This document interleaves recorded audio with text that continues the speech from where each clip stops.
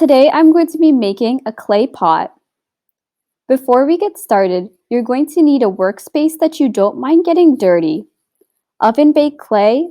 I got 2 pounds of plain white clay, but I only ended up using a bit more than half of it. A reference object that is roughly the size of the pot that you want to make. A knife, a rolling pin, and if you want, you can paint your pot in the end.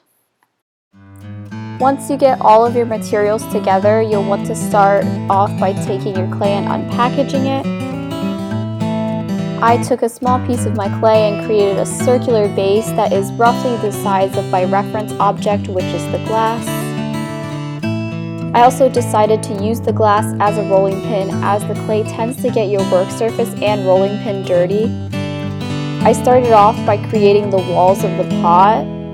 I tried to make them as even as possible in thickness and in height, and then attach them to the base.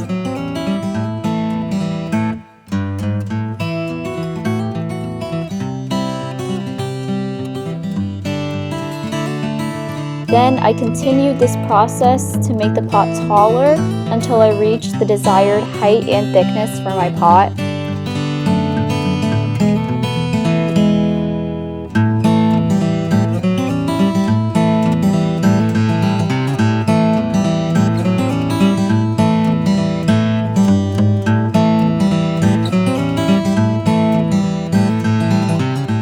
Here I'm just filling in any blank spots with small pieces of clay that I might have.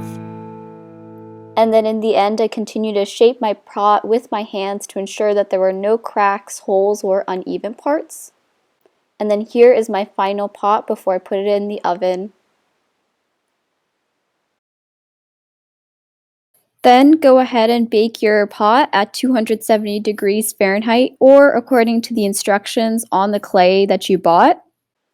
After your pot finishes cooling off, you can go ahead and paint it or start planting.